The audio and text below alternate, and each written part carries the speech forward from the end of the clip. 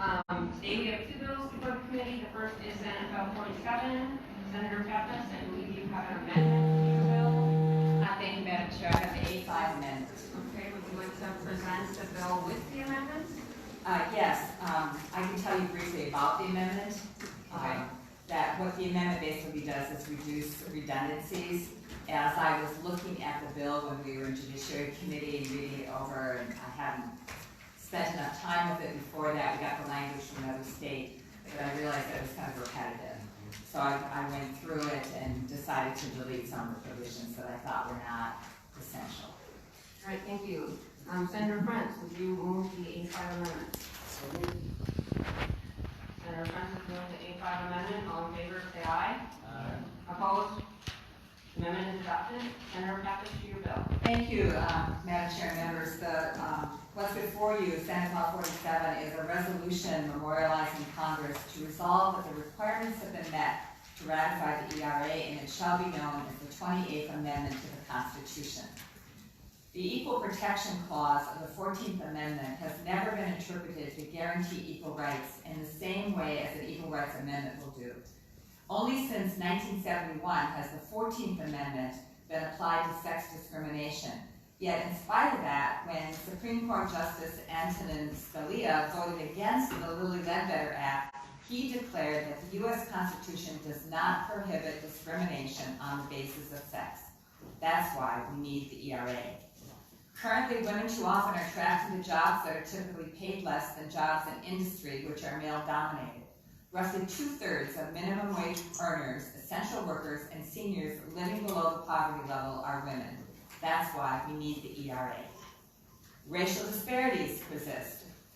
Women make an average of only 82 cents for every dollar that men earned. And Minnesota, according to the Minnesota Attorney General's recent study, while white women receive 18% less wages on average than white men, Asian American women receive 25% less wages than white men. African American women receive 40% less, and Latinas receive 45% less. And women here with a master's degree working full-time earn $1,000 less per year than a comparable man with only a bachelor's degree. That's why we need the ERA. We can't be the beacon of light to the world until we address equal justice under law for all citizens of Minnesota and the country. The ERA spells out equality under the law. So, Madam Chair, with that, I would respectfully request that that the committee vote for Senate File 47. Thank you, Senator Pappas. Members, any questions? Okay. With that, Senator West, will you move that Senate File 47 as amended be passed and sent to general order? All right, Senator West moved that Senate File 47 as amended be passed and sent to general order. All in favor say aye. Aye. Opposed, say nay. The bill passes. Thank you.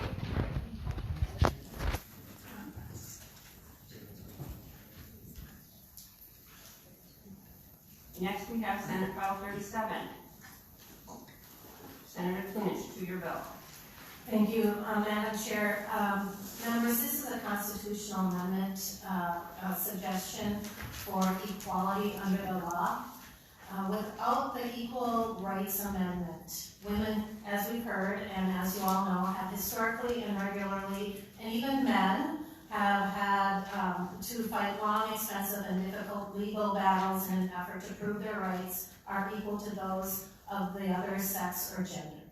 Every single one of us, no matter where we live in Minnesota, has the right to live free from violence and discrimination, to enjoy the highest attainable standard of physical and mental health, to be educated, to practice our religion of choice, to love and marry who we choose, to own property, to vote, and to work in a profession of choice while earning an equal wage of everyone else at our level. 80% of the people in the United States think that men and women are guaranteed equal rights in the U.S. and the Minnesota Constitution, and they are wrong. Members, I offer that this one sentence would make all the difference to ensure that all Minnesotans are guaranteed protections under the Minnesota Constitution. Equality under the law shall not be abridged or denied by this state or any of its cities, counties, or other political subdivisions on account of race, color, creed, sex, sexual orientation, gender identity or expression, age, disability, ancestry, or national origin. This bill, when passed, does not automatically add this statement to our state constitution, but it puts the question to the voters of Minnesota. SF 37 will allow Minnesotans to decide if they want this statement of equality to be codified, putting unquestionable protections for women and other marginalized gender directly into the Minnesota Constitution. According to a 2016 survey commissioned by the ERA Coalition, a whopping 94% of people in the United States would support an amendment enshrining gender equality into the Constitution.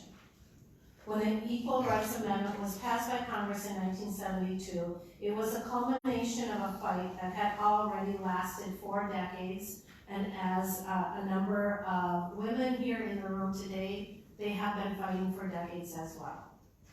And it is far from over. A formal protection under law guaranteeing gender equality is not an anomaly. After learning about gender equality laws in other countries, 81% of the voters said that they would support the ERA. That included 92% of Democrats, 78% of independents, and 70% of Republicans. This ERA passage would be a significant historic victory for women and gender equality and provide permanent protection against laws that discriminate on the basis of sex and or gender. The bedrock principle and protections the ERA offers would be enshrined in Minnesota's most basic legal document, providing a permanent and powerful tool to achieve true human equality.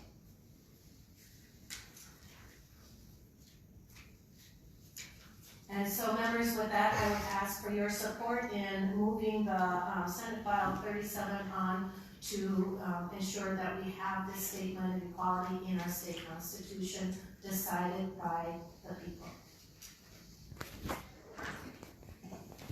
Thank you, members. Any questions? Senator Murphy. Thank you, Madam Chair. And not a question, but first to say thank you to Senator Kunesh and Senator Pepis for bringing this forward. And I keep thinking about Lizzo, who says it's about damn time, and it is. But today I want to talk about a woman who is in the district I represent, Joan Whitman, who is 93 years old and has been an advocate for my entire career and time in St. Paul for this moment. And she testified last week remotely because she's home with COVID. And it's important, I think, that her name be mentioned. There are a number of people in this room that live in the district that are represented, and we'll probably be here with them.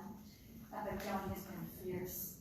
And I just want to make sure that she's with us in voice today as you advance this. Thank you.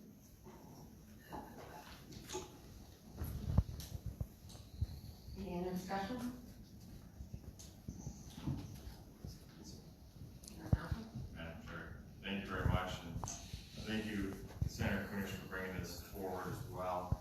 I looked through the description here of the protections that we're adding to possibly adding to the Constitution: race, color, creed, sex, sexual orientation, gender, ID, expression, etc., etc. And when you were going through your testimony just now, a moment ago, you also said, and I want to quote, this is about protecting, quote, religion of choice as well. I do notice that religion is missing out of that descriptive terms. Could you, is that just an oversight, or could you explain where the protection for religion is, which we typically have in descriptions like this?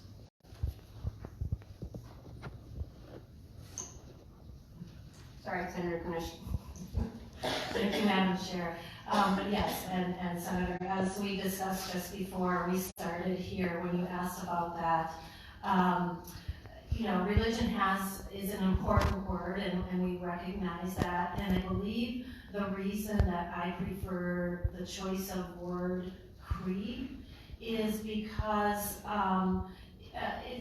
creed refers to a set of moral or ethical beliefs and the practices and observances that are associated with different religions.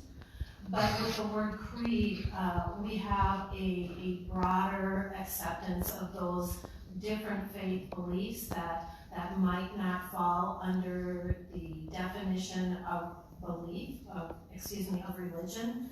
And so with the use of creed, we have now provided an even broader sense and support and protections for those that have faith that maybe don't fall under the umbrella or the definition of religion. Madam Chair. Senator Johnson? Madam Chair. Thank you very much. And so back to your comments, and so the creed is more of the pattern and practice within a certain religion. So then it seems to me that your argument is actually in reverse, because if religion would cover more of a broad scale, a grander sort of aspect of protections, whereas creeds is more of a definitional specifics within each individual religion. To me then, if I go back to that list, I would think it would be pretty common sense then to say that if you want to include creed, that's wonderful, but then as a broader aspect, maybe we should add religion in there as well. Would that be something that you'd be amenable? Senator Kunesh? Sure. You know, we had this discussion prior to this very moment, I might, I have been able to reach out to our stakeholders and to the other folks that have a voice in this and propose that opportunity for inclusion on that. But I don't represent this statement as an individual here, even though I am legislating for it. If you look around and see all of these people here, those are the people that I would want to have consensus with. So at this time, I don't think that I will accept that suggestion, but I just want to also reiterate that creed incorporates belief systems that may not be expressed by an organized religious group, and we want to ensure that those folks would have the same equality under law as anyone else. Senator Johnson, do you have a follow-up? Yeah, if I may, just finish up with this and then I'll be done. So I appreciate that, and like I said, again, I'm not saying that we remove creed if that doesn't fall underneath the rubric of religion. I'm just saying that this is something that if we added religion to this description, as we normally do throughout state law, and I don't have an example right now, we're just having this conversation today. But the other thing that I want to talk to you as well on what you just said and on your comments is that, we've got to talk to the people on the outside as well, and I very much appreciate that. But you also have an election certificate, and they have elected you to represent the interests here too. So we have the ability in committee to actually look at a bill, understand what's going on, and say, yes, that sounds like a common sense thing, we can get bipartisan support on it. Why don't we do that? Because I'm representing my constituents, you're representing your constituents and stakeholders outside. They've entrusted us, because we won our elections, to do that. And so the idea that we can't do work in the committee, that's kind of disappointing. And I've heard that throughout this session, is that we can't do this without contacting other people. Well, we've done that, that's the election process, we're constantly contacting those folks. But we've got to do our work too. We have the power, we have the election certificates to make those changes. So we can talk about this offline, we still have some more discussion on this bill going forward, but I hope that you and I can figure out what we want to do with the bill together based on the election certificates that we have.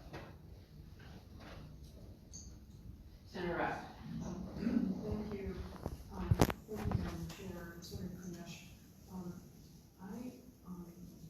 I know you're not going to support any changes now, but I agree with Senator Johnson. I think the work of Virgin is greatly needed in this and can be just added after creed or before creed. I do think it is a much broader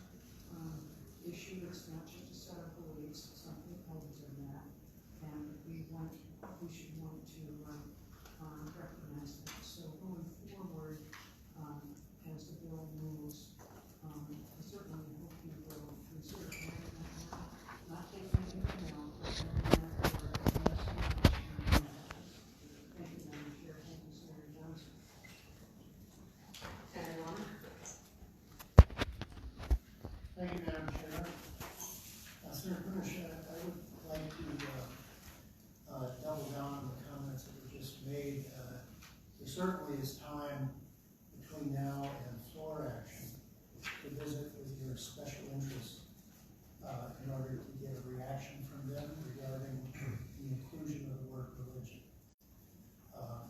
We may have different groups that want to be represented, but however, we have a very traditional group in Minnesota that recognizes the word religion as a very sincerely held faith.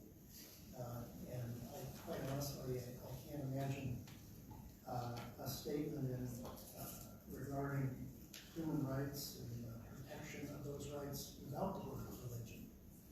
And so I would hope that you would avail yourself and take time to visit with the sponsors of your bill and see what their reaction might be. In addition to that, I did have a question. We asked this question in the Judiciary Committee last week regarding on lines 1.17, the word expression, gender identity or expression. Expression is I consider it a verb, an action word, and yet the word of race or color or creed and others are not, which is making it a little unusual for a statement like this.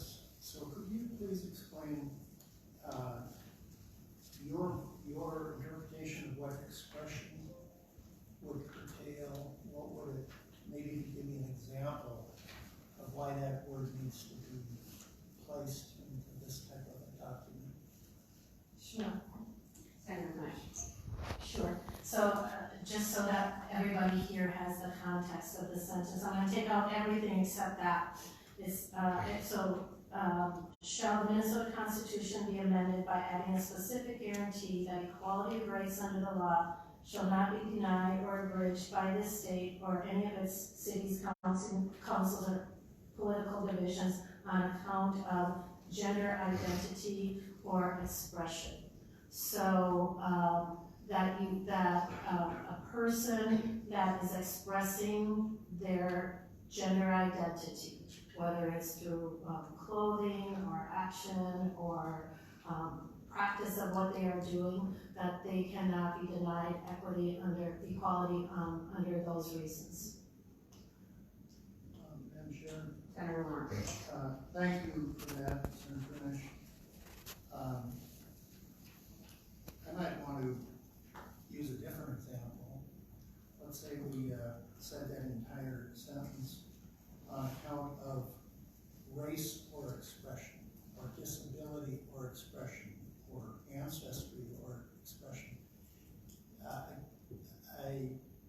think that the word itself, the noun, is enough. Ancestry, if I want to celebrate my ancestry, my nationality from Europe, I might attend a community activity that was legalism and dance as a pulpit. But I don't think that I need the word expression to give me an added definition that justifies my action, because it's helpful that it needs to be in this document. Thank you. Any other questions, discussion? Okay, with that, Senator Marty, will you move that Senate Bill 37 as amended? So moved. This is a good bill, Madam Chair. Thank you. Senator Marty moves that Senate Bill 37 be passed and sent to general orders. All in favor? Madam Chair. Senator Johnson. Can I make a motion? Sir? Okay. Can the amendment be to lay it over? Or I'm sorry, can I make a motion to lay it over? Senator Johnson makes a motion to lay the bill over. Does that need? No discussion. All in favor, say aye. Aye. Opposed? No. Motion does not pass. Motion fails. Senator Marty. I'll read my motion, Madam Chair. Thank you. Senator Marty moves that Senate Bill 37 be passed and sent to general orders. All in favor, say aye. Aye. Opposed? fails.